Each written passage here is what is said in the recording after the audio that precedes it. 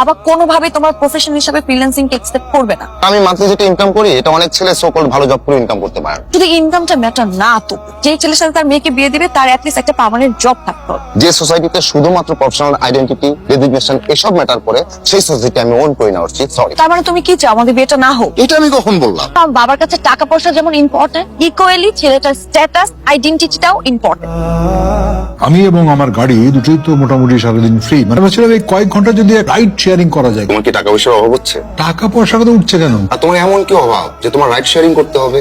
আমি যে কোনো একটা কাজ নিয়ে সারাদিন ব্যস্ত থাকতে চাই। বাবাকে বুঝিয়ে বলে সব বাদ দিতে, আমার কিন্তু মেজাজ খারাপ হয়ে যাচ্ছে। বাবা তো সারা জীবনই এমন, তার যা ভালো লেগেছে সে সবসময় সেটাই করেছে। তাই বলে উনি গাড়ি নিয়ে রাস্তায় রাস্তায় রাইড শেয়ারিং করবে? বন্ধু বান্ধব এলাকার মানুষের সামনে আমরা মুখ দেখাতে পারবো? বাবা কি চুরি করছে নাকি কোনো ক্রাইম করছে? একদম বাবার মতো হয়েছিস। চিন্তা কর, চির বাসে যদি এটা কেউ জানতে পারে কি হতে পারে? বাবার রুমে যা করতে বললাম কর। তোর সাথে কথা বলাই বৃথা।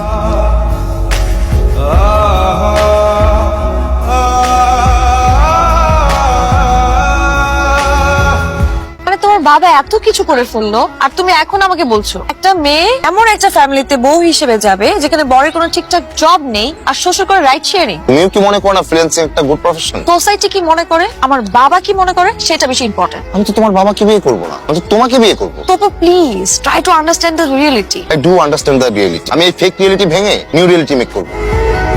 ছাড়ো। বাবা তুমি আমাকে ড্রাইভিং শেখাচ্ছ না কেন? দেখবি তো কবে থেকে বলো তো? কালকে থেকে। থ্যাংক ইউ বাবা। বাবা গাড়ি থামাও। আর তুই এখন স্টিয়ারিং বসে পড় না, ড্রাইভিং শিখে রাইড শেয়ারিং শুরু করে দে। সবাই মিলে আমরা একটা রাইড শেয়ারিং পরিবার হয়ে যাবো। ওয়াও, রাইড শেয়ারিং পরিবার চমৎকার। ভাইয়া তোমার রাইড শেয়ারিংটা পছন্দ করছে না বাবা। রাইড শেয়ারিং না করলে হয় না বাবা।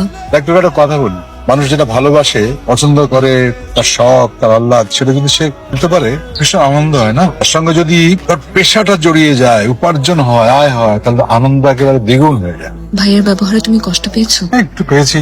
তোকে নামিয়ে দিয়ে যখন যাত্রী তুলবো, যাত্রীদের সঙ্গে কথা বলবো, তখন দেখবি একেবারে পুরা পরিষ্কার, খুশি, আনন্দ।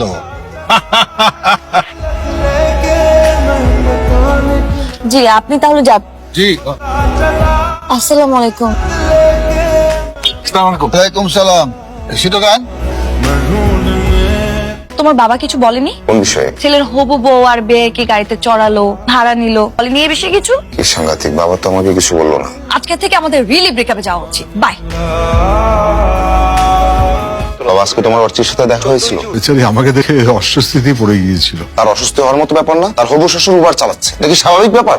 এই তবু টেনশন নিস না, আমরা যখন বিয়ের প্রপোজাল নিয়ে যাব, আমি অর্চির বাবাকে সব বুঝিয়ে বলবো, ক্লিয়ার করে বলে ফেলবো। তার আর দরকার হবে না। আমি ফ্রিল্যান্সিং করি, এটাই তার ফ্যামিলি পজিটিভ বিল নেয় না, আর তুমি উবার চালাও, তারপর তার বিয়েতে রাজি হবে? তোমার কাছে হাত জোর করি, তুমি সব বাদ দাও বাবা প্লিজ। যদি কেউ সৎ থেকে উপার্জন করে তো অন্যায় কি? তোমার সবকিছু বাদ দিতে হবে, কারণ তুমি এমন একটা সোসাইটিতে থাকো যেখানে সবাই সবকিছু সমান ভাবে দেখে না। আয়, ওঠ, ওঠ, আয়, বস। তুই এই যে কাজটা করিস ফ্রিল্যান্সিং, এই কাজটা আমাদের সমাজে রিকগনাইজড। এই যে মাহিমা, আমি আর মাহিমা তোর এই ফ্রিল্যান্সিং করা নিয়ে, তোর ইচ্ছে মতো এই কাজ করাটা নিয়ে আমরা দুজন কিছু বলেছি, ব্রাদার উই সাপোর্টেড ইউ। কারণ আমার কাছে মনে হয় যে কাজটা মানুষ করে সেটা থেকে আনন্দ পাওয়া, খুশিতে করা, দ্যাট ইজ ভেরি ইম্পর্টেন্ট। তুই যে কাজটা করছিস সেটা নিয়ে যদি হীনমন্যতা না থাকে, তাহলে আমি যে কাজটা করছি, তোর বাবা যে কাজটা করছে, সেটা নিয়ে হীনমন্যতা কেন থাকবে? তো অর্চি, মা আমি তোর জন্য একটা ফার্স্ট ক্লাস ছেলে পছন্দ করেছি। নেক্সট ফ্রাইডে ছেলে আসবে।